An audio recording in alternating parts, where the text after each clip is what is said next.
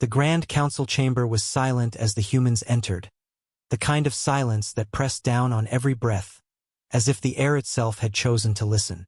No one moved at first. The chamber was built like a cathedral of power, high arched ceilings glowing with faint golden light, rows upon rows of alien delegates seated on raised platforms, each representing a different star nation. The walls carried the weight of centuries of treaties and wars, victories and betrayals. But never in those years had the chamber felt this heavy. The humans walked in through the main doors, their boots striking the polished floor with soft, steady rhythm. Not too fast, not too slow, just enough to make every step sound like a warning. They did not bow their heads, did not offer the polite gestures they had always been known for. No smiles, no handshakes, no nods. They simply advanced like a storm gathering over a quiet city. The Galactic Council had grown used to humanity being patient. They had watched humans negotiate even when insulted, remain calm even when cornered. Humanity had earned a reputation of the polite diplomats, the peacemakers, the race that could talk even in the middle of fire.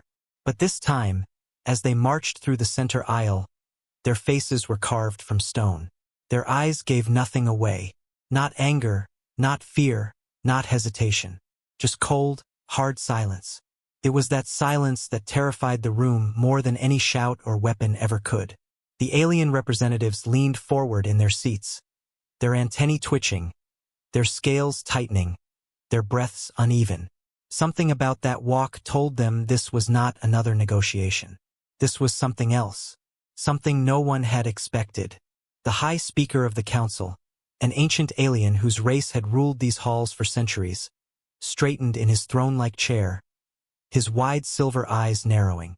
He had seen human faces before many times. He had heard their passionate speeches, their calm words. But this was not that same face. This was the face of a people who had made a decision before they walked in the door. He felt the faint chill on the back of his neck, something he hadn't felt in years. The whispering started slowly. Delegates from cold star systems murmured to each other in low voices, translators buzzing softly as alien tongues whispered questions no one could answer. Why weren't the humans smiling? Why weren't they talking? Why did they look like soldiers, not diplomats? The human delegation reached the center platform, the same one they had stood on many times before. Usually, they would take their seats, set down their files, connect their data pads, and begin long speeches about peace, justice, cooperation. Today, they didn't even sit. They stood there, tall, calm, still. Every other race could feel it now, the shift in the air like the moment before the ground breaks under a heavy storm. One of the younger alien representatives, from a smaller system near the Orion Rim, tried to force a laugh, a weak attempt to break the tension. But no sound left his mouth. His throat was dry. The human ambassador, dressed in a simple dark uniform, slowly raised his head. His eyes scanned the room with quiet precision, moving from one alien face to another, as if memorizing each of them. No smile, no words, just that steady gaze. Some delegates shifted in their seats uncomfortably. Others tried to look away. For decades, humanity had asked for respect. For decades, the Council had given them empty promises, small favors, half-truths. They had underestimated the quiet ones. The High Speaker cleared his throat, the sound echoing through the hall like a cough in a dead forest. "Human delegation," he said with forced warmth. "We welcome you back to the table of peace." His voice tried to sound calm, but even he could hear the slight tremor hiding beneath.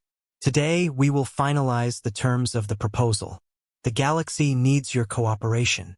But the humans didn't respond. They didn't nod. They didn't blink.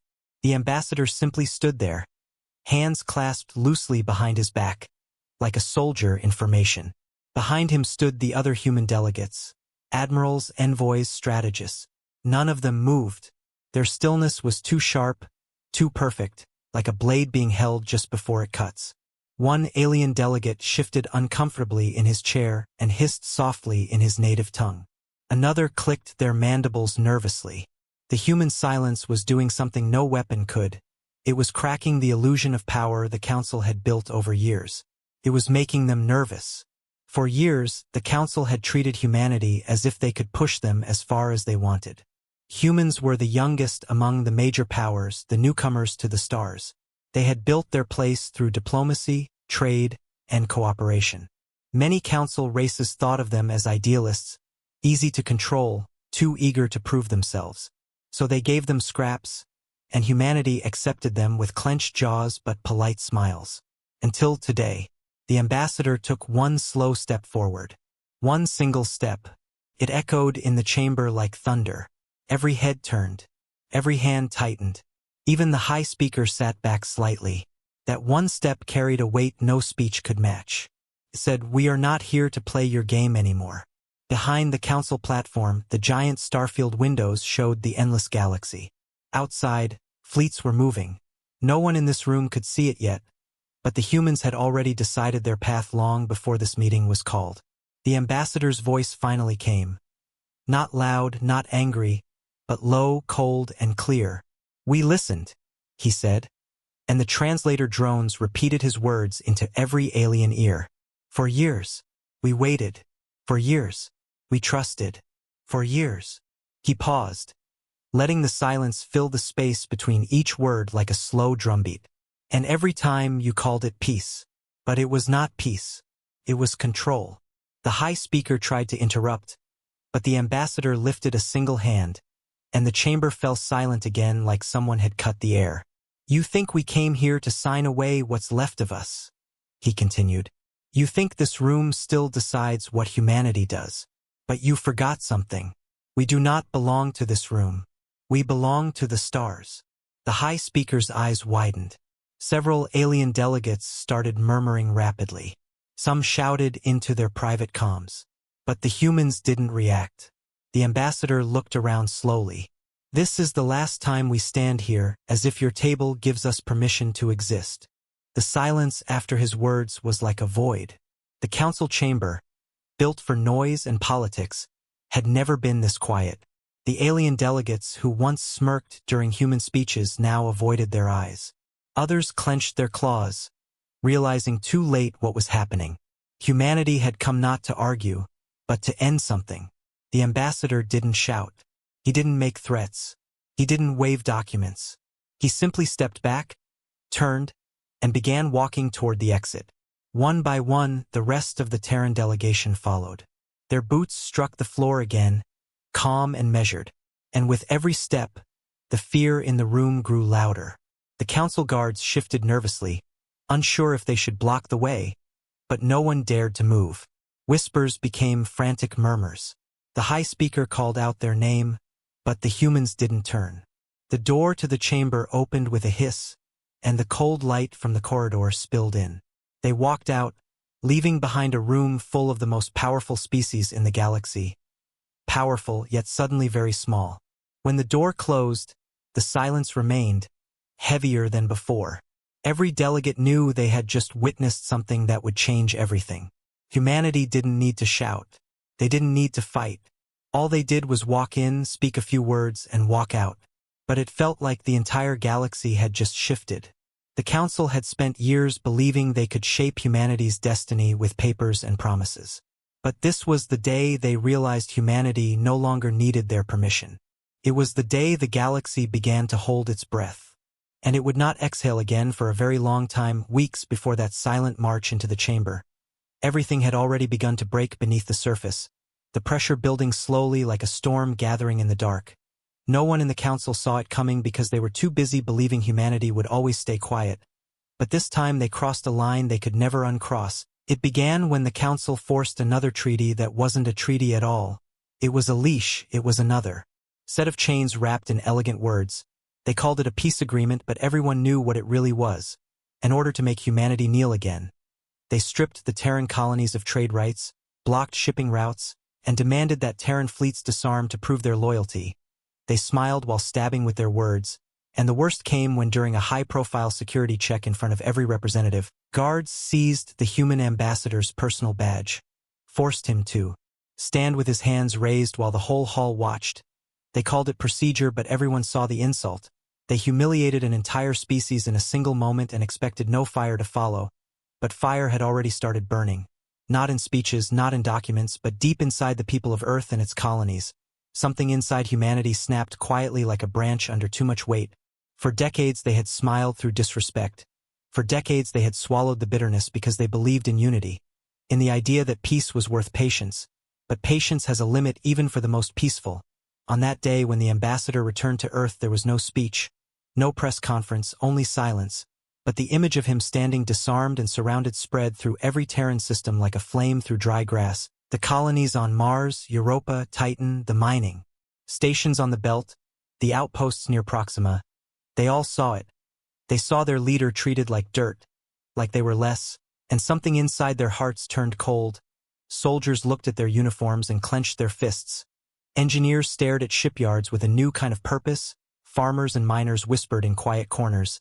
They didn't shout yet, but the whisper was louder than any rallying cry because it carried anger that had been building for years.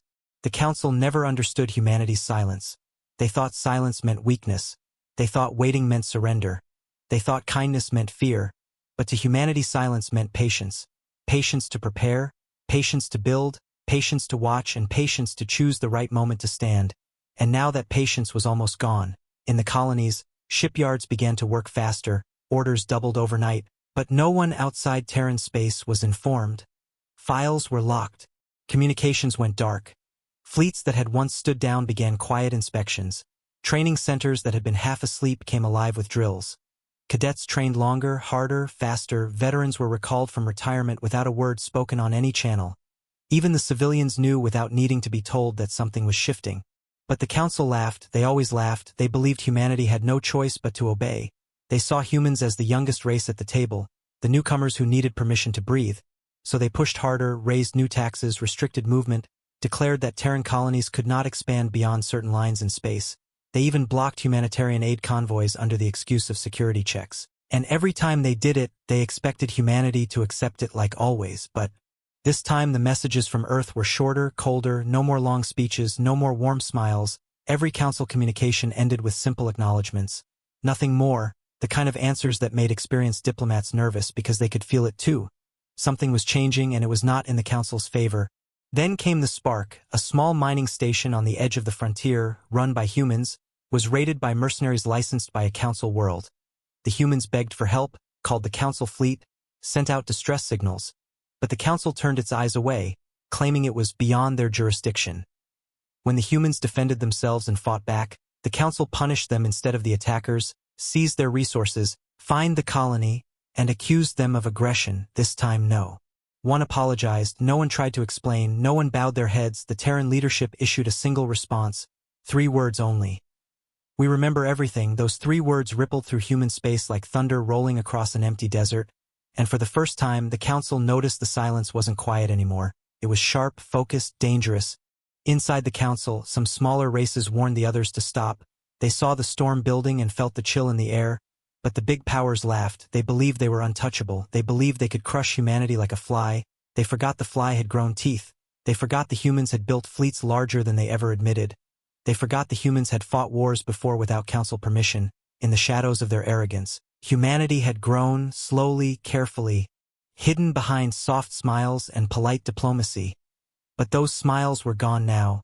On Earth the streets were quiet but not with fear. With focus. In military academies instructors drilled young soldiers until the night turned to dawn. Orbital factories began night shifts. Warship skeletons that had been abandoned were reactivated. Station captains looked out into the stars with steady eyes. Everyone knew something was coming.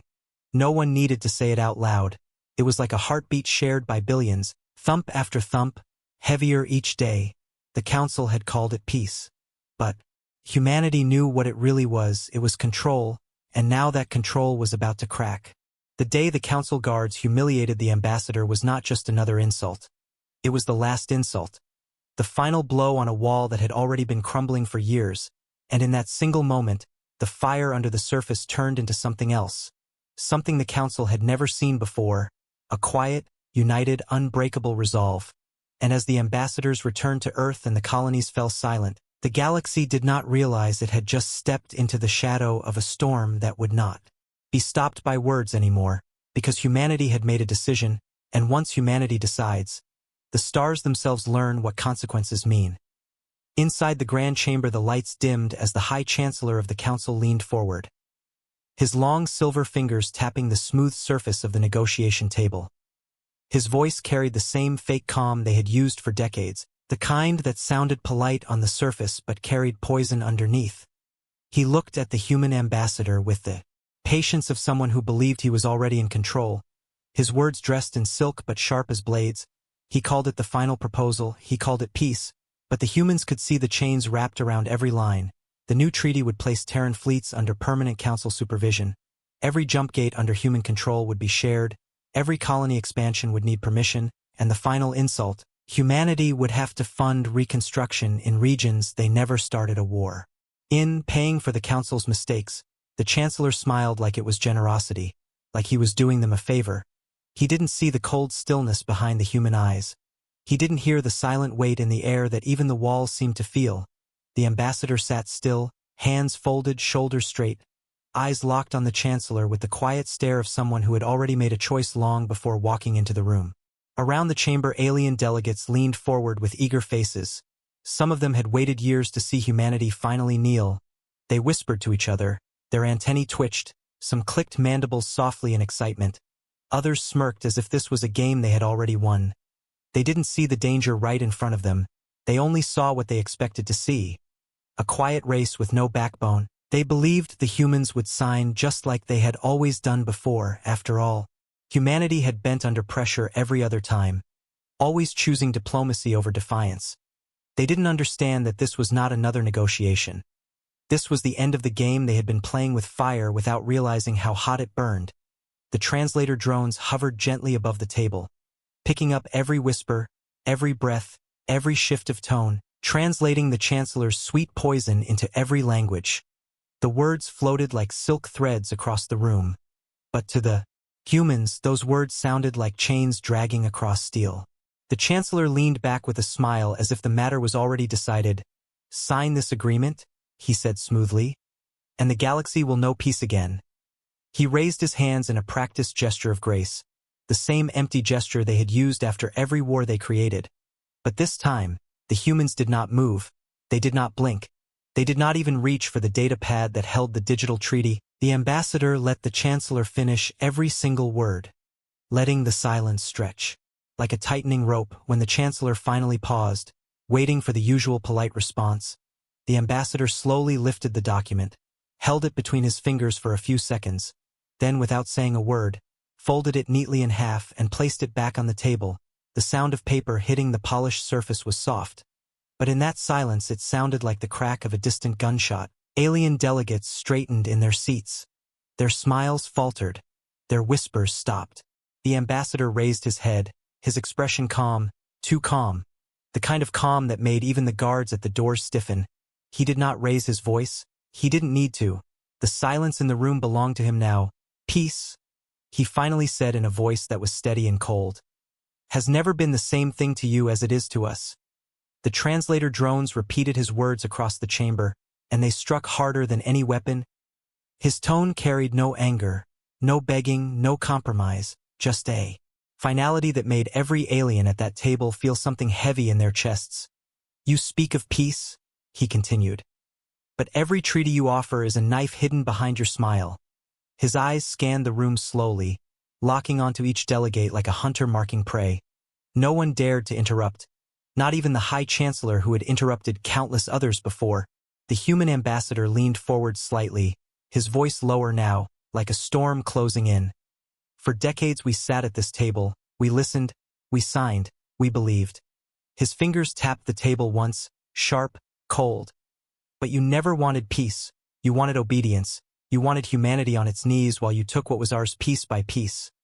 His voice was quiet, but in that stillness it thundered louder than any scream. The Chancellor shifted uncomfortably for the first time in years, his practice calm cracking just enough for everyone to see it. The ambassador straightened his back again and took one step back from the table. That single step made every alien heart beat a little faster because it didn't sound like retreat, it sounded like a decision. Behind the ambassador, the other human delegates moved like shadows, silent, disciplined, their black uniforms reflecting the soft gold of the chamber lights. Their faces gave nothing away, not a hint of fear, not a trace of weakness. and that frightened the council more than a fleet of warships ever could. The High Chancellor opened his mouth to speak, maybe to offer more honeyed lies, maybe to demand obedience one more time, but before he could speak, the ambassador simply said, "No," and the room froze, just one word, quiet but cutting like a blade across glass. No long explanation, no argument, no bargaining, just a single final refusal. One that carried the weight of an entire species that had grown tired of being cornered. Whispers broke out across the chamber, frantic, uncertain. Alien voices stumbled over each other, trying to make sense of what just happened. They had never heard a human say no like that, not with that finality, not with that steel. Some called for calm, some hissed warnings, others demanded the humans be forced to sign. But deep down every delegate felt it. Something had shifted, something they could not undo. The Chancellor forced a smile that didn't reach his eyes and said, "You should reconsider." His voice cracked slightly on the last word, and the ambassador tilted his head slowly, not with respect but with quiet disappointment. "We already did," he answered softly, and that was the end of it. The room fell into a silence thicker than the void outside the station, the kind of silence that made even the stars feel far away. The Chancellor tried to speak again, but the words stuck in his throat.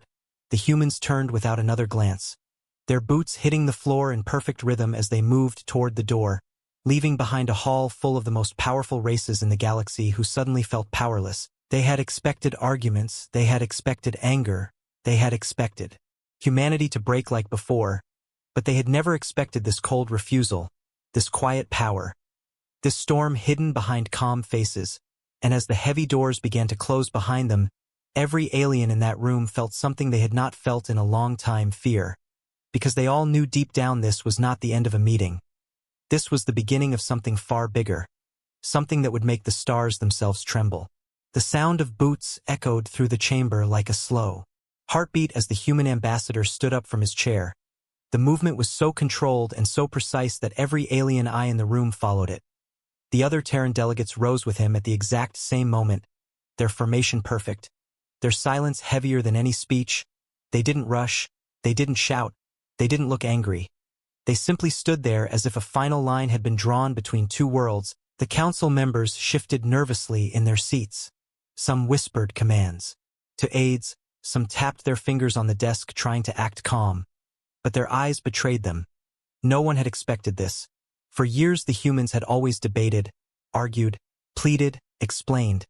They had always fought with words, not silence. But this time there was no debate, no hesitation, just quiet, unshakable resolve that wrapped around the chamber like a storm waiting to break. The ambassador took the first step toward the exit. The sound of his boots on the polished floor cracked through the silence like thunder. The other Terran delegates followed without a single glance backward. Their black uniforms brushed against the golden light of the hall, sharp and cold like blades of steel against velvet. The High Chancellor rose quickly from his throne and extended his hand as if that could stop them. "Ambassador, wait." His voice echoed, but it didn't hold the power it used to. It trembled at the edges, not from anger but from fear, and that fear spread across the chamber like a ripple through still water. One alien delegate after another stood up, voices overlapping, some shouting for the humans to sit down, others demanding explanations, some trying to sound calm while their hands shook beneath the desk. The humans didn't answer any of them. Not one word, not one turn of the head. The ambassador walked slowly, but each step landed like a warning, like the last countdown before something unstoppable.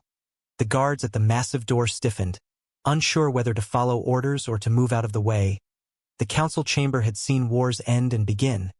It had seen leaders cry and bow, but it had never seen anyone walk out without permission, without fear, without looking back. The silence from the Terran delegation was more terrifying than a war declaration, because silence meant the decision had already been made, and there was nothing left to talk about. One of the alien ministers slammed his fist against the table and shouted that humanity couldn't just leave, that they were bound to the council by law, by treaties, by promises. His voice cracked halfway through his speech because even he didn't believe those words anymore. Deep down they all knew what they had done, how many times they had pushed, how many times they had cut humanity's voice out of the room. They remembered the humiliation, the forced treaties, the stolen colonies, and now they saw the result of every single betrayal standing right in front of them, walking toward the door. The ambassador reached the steps leading down the center aisle, the same aisle every Terran diplomat had once walked with forced smiles and polite nods. But this time was different. This time it felt like a march, like soldiers crossing the field before the first cannon fires. Alien eyes darted around nervously. Some stood as if to block their path. But the moment the humans' eyes met theirs, they froze. There was no violence in those eyes, no rage, just something colder, something unbreakable. The kind of look that came from a decision already set in stone. The High Chancellor tried again, louder this time. "This will bring war," he shouted, his voice echoing against the high ceiling, and for the first time in a very long time, the chamber didn't rally behind his words. There was no thunder of agreement, just the sound of Terran boots and the whisper of fear. The ambassador stopped just once, at the bottom of the steps. He didn't turn to look at the Chancellor. He simply tilted his head slightly to the side, and in a low, calm voice said, "You already brought it." Those words were soft, but they cut through the air like a blade through silk. The translator drones repeated them across the room, and every alien who heard it felt the chill run down their spine. The humans began moving again, and the guards at the door stepped aside without anyone needing to command them. No one dared to stop them. The golden doors of the council chamber opened with a low hiss. The light from the corridor spilled into the hall, bright and cold, and the moment the Terran delegation crossed that threshold, something inside the chamber shifted forever. The sound of the doors sliding shut behind them echoed like the closing of a tomb. The council chamber, once the symbol of unity and power, now felt smaller, colder, fragile. The alien delegates stared at each other with wide eyes, some muttering, some panicking, some still refusing to believe what they had just seen. The Chancellor slumped back into his seat, his hands gripping the armrests tightly, his mind racing, because this was not a protest, not a negotiation tactic, not a temporary walkout. This was final. The humans hadn't just left a meeting, they had left the council itself, and deep down everyone in that room knew what that meant.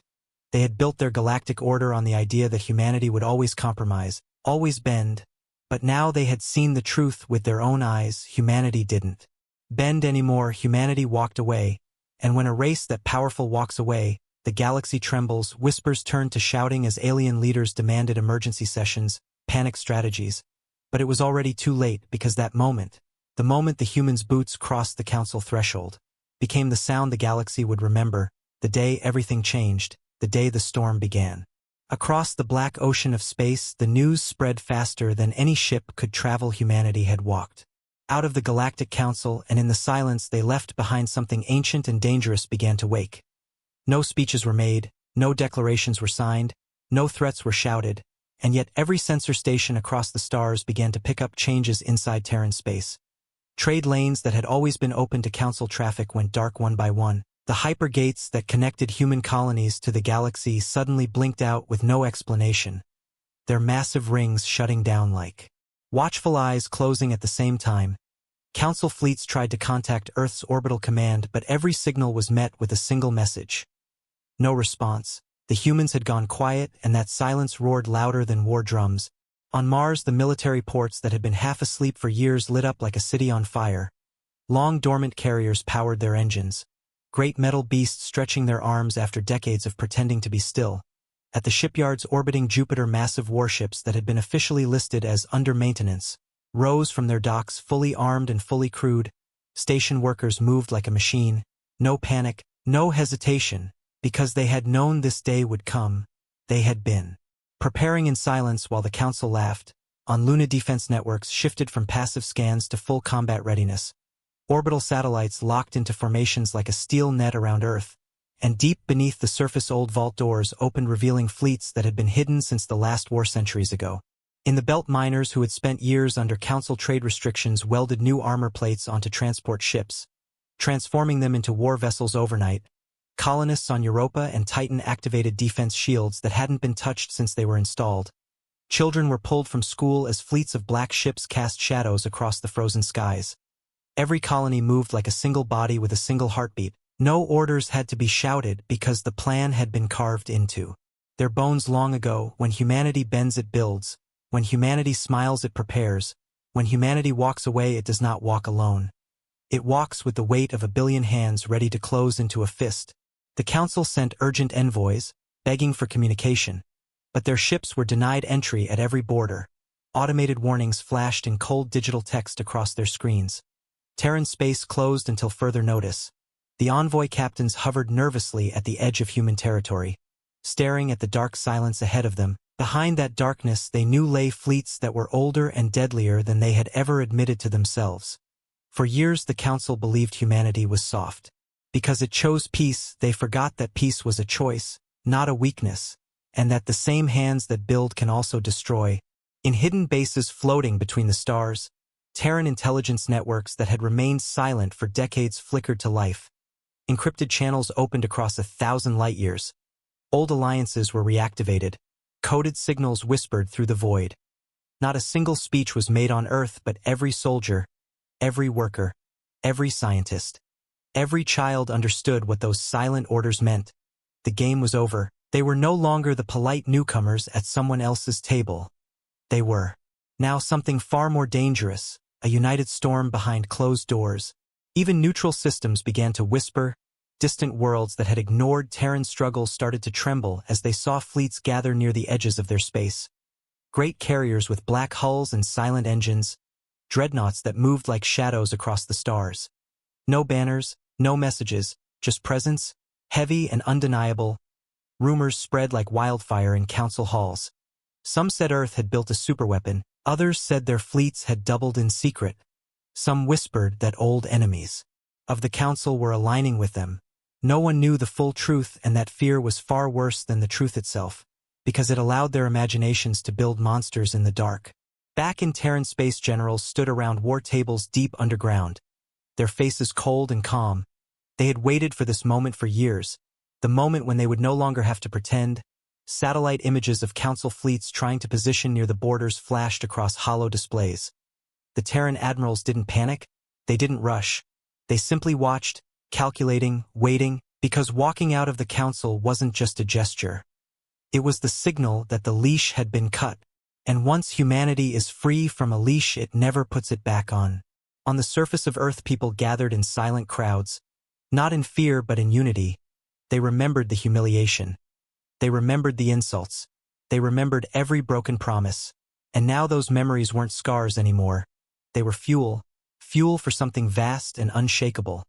Across the night sky, human warships ignited their engines.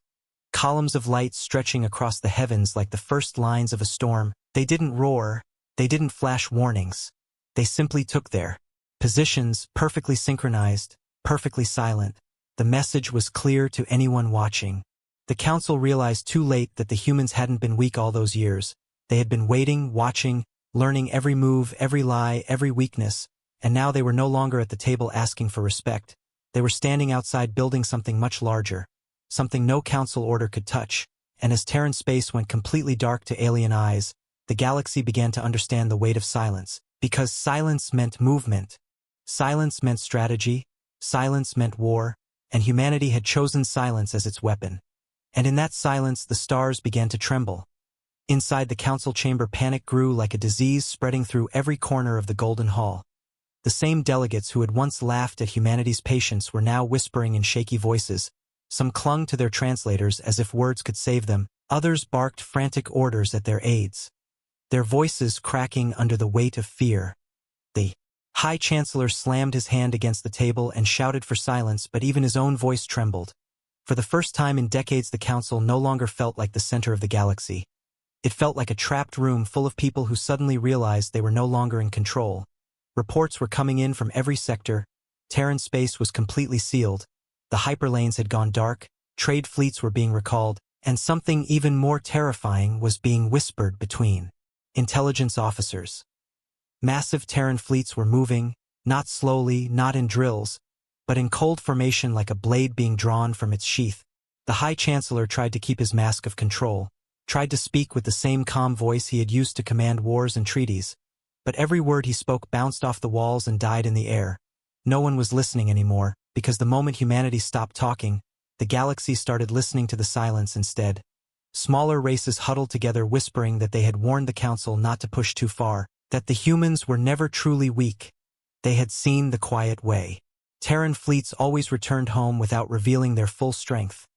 They had noticed the shipyards that never really shut down. They had watched the diplomatic smiles that hid something colder behind them, and now every single warning had turned real. Council guards at the edges of the chamber stared at each other nervously, because even they had families living on colonies near Terran borders, and they too had heard the stories of Terran precision, Terran memory, Terran payback, and now those stories were no longer stories. They were on the reports flashing across the hollow screens in red. One by one delegates began shouting, some demanded immediate negotiations, others screamed that the humans should be threatened. But no one could agree because deep down they all knew the truth. Humanity no longer needed to be threatened. They had already made their move, and this time the council was the one cornered. The High Chancellor turned to the military chief of the council, a scaled creature with years of war behind his eyes. His face was pale as he stared at the tactical map flickering above the center table. Entire Terran fleets were repositioning in silence, hundreds of warships moving like chess pieces. Their movements clean and perfect, no transmissions, no warnings, just cold geometry. "We don't even know what they're preparing," the military chief whispered, his claws tapping the console. Nervously, "They're not posturing, they're planning." The Chancellor clenched his jaw because he knew exactly what that meant. When a power moves like that without a single announcement, it doesn't bluff, it acts. One delegate from a border world shouted that they should deploy the Council's combined fleet as a show of strength.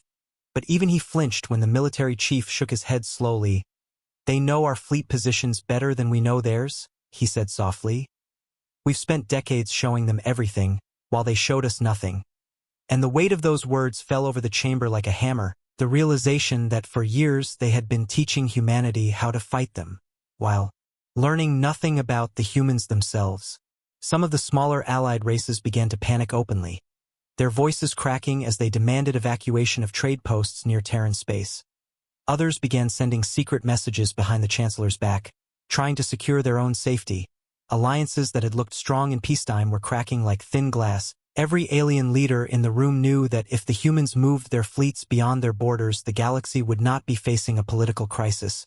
It would be facing a storm they could not stop because, unlike the Council, the humans didn't waste time arguing. They moved like a single machine with one will. The High Chancellor finally shouted above the chaos, demanding order, demanding control, but it was already slipping through his fingers like water. He could feel it.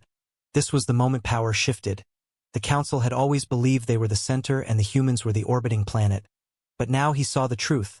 They were the ones spinning around something far larger than they understood. The ambassador's cold silence at the table, the quiet walkout, the sealed borders, the moving fleets, it was all one long, patient move, and they had walked into it blind.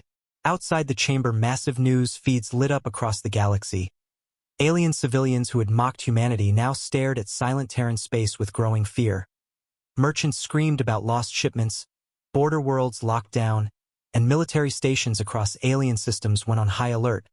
But no one dared to cross the line, because everyone knew what would happen if they did. The memory of human wars was burned deep into the galaxy. Every star nation had some old scar left behind by the Terran war machine, scars they pretended to forget while they insulted humanity for years. But scars never really fade, they only wait. Inside the council chamber, the panic turned into desperation. They drafted new proposals on the spot, offered apologies no one believed, called for meetings the humans would never attend. They tried to grab back the control they had already lost. And the Chancellor finally lowered his head slightly, whispering what no one wanted to hear. "We pushed too far." The words hung in the air like ash from a fire that could no longer be contained. That night, fleets of alien ships gathered nervously at the edge of Terran space. But none of them dared cross the border, because everyone knew that if even one ship did, the storm would break. And they had seen what happened the last time a storm with a human face tore through the stars. The Council, once drunk on its own power, now sat under the weight of its own fear, realizing too late that the silence they mocked had become the weapon that would undo them. By the time the Galactic Council finally swallowed its pride and begged for negotiations, the stars above their capital were already filled with Terran warships, black hull giants drifting in perfect silence like wolves surrounding a trembling herd. Their engines burned cold blue against the void, steady, unshaken, a message clearer than any speech. Humanity did not return to the table. Humanity had brought the table to their doorstep. Council channels flooded with desperate pleas, messages of apology, offers of treaties, promises of respect that should have been given years ago, but every message was met with the same answer. Silence, no ambassador, no envoy, no soft smile this time, only the distant shape of ships that looked like blades pointed at the heart of the galaxy. The same races that had once mocked humanity now huddled in fear behind their defense grids, whispering prayers to whatever gods they believed in, because they knew in their bones what kind of storm had come for them. The High Chancellor stood before the main viewing window of the Council Tower, his reflection caught between the stars and the Armada. His hands shook against the glass. For decades he had spoken with arrogance, demanding submission from others, and now his voice had nothing left to command. He stared at the Terran fleet and knew this wasn't a threat. It was a decision already made long before the Council begged. He could see the massive carriers shaped like floating fortresses, dreadnoughts lined in perfect formation, strike fleets stationed with cold precision. No ships out of place, no signals wasted, just quiet power waiting to be unleashed. The fleet moved like a single living creature, united, calm, dangerous. Inside the chamber, chaos had turned into quiet dread. Delegates who once shouted for war now stared at their screens, unable to speak, unable to breathe. Some whispered about surrender before a shot was even fired. Others cursed their own arrogance. Smaller worlds had already begun cutting private deals behind closed doors, trying to save themselves from what they believed was coming. The council was no longer a council. It was a collection of frightened rulers facing something they had spent decades underestimating. The Terran fleet didn't need to fire. Its silence was enough. The entire galaxy knew what it meant when a storm moved without speaking. On the edge of council space, an automated message began broadcasting through every channel. A simple line, cold and final: "We gave you peace, you gave us chains, now we choose silence." And with those words, every hope of turning back burned away. The Chancellor collapsed into his chair as if the weight of a century had landed on his shoulders all at once. He remembered every time they humiliated a human envoy, every time they cut Terran territory smaller, every treaty signed in arrogance. He saw those decisions now as blades slowly cutting their own throat. Humanity had never been weak, humanity had only been patient, and patience had run out. Council military fleets scrambled to take positions, but they knew it was useless. Their ships were scattered, poorly coordinated, built for show not for war.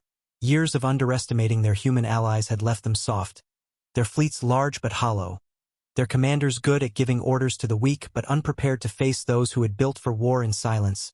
Terran fleets had no wasted movement, no loud threats. They didn't boast, they simply waited, because they knew the Council had already lost the war before it began. On neutral worlds, people watched the Terran fleet on every screen, whispers spreading like fire. Old enemies of the Council began to smile quietly.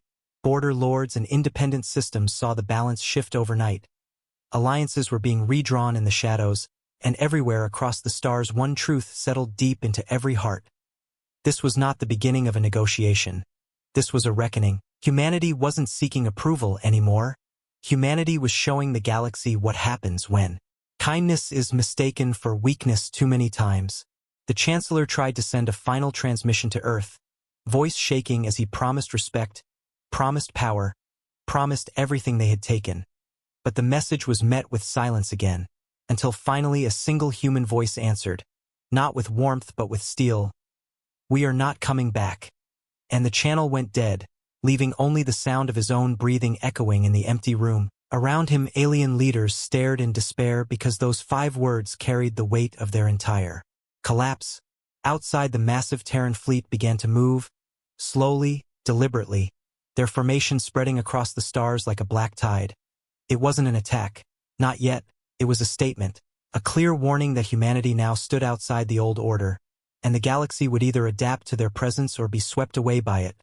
Every alien who looked up at those ships understood that the age of Council dominance was over. The humans hadn't needed to fire a single shot to tear their empire apart. They had only needed to walk away. The High Chancellor lowered his head into his trembling hands as the chamber around him descended into quiet horror. Delegates who once sneered at the Terrans now whispered their names like a curse and a prayer. Fleets repositioned, but no one dared to cross the line. The galaxy was frozen between pride and fear. But humanity didn't wait. Humanity didn't need permission. They had already chosen their path, and this time no one would stop them. As the Terran fleet turned its formation toward the stars, the galaxy held its breath. because everyone knew what had just happened would be remembered for centuries. It wasn't the day a war started.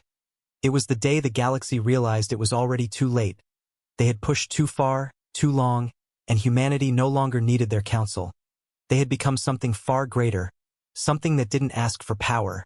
It was power, and in that cold silence the galaxy learned the price of underestimating those who walk away without fear.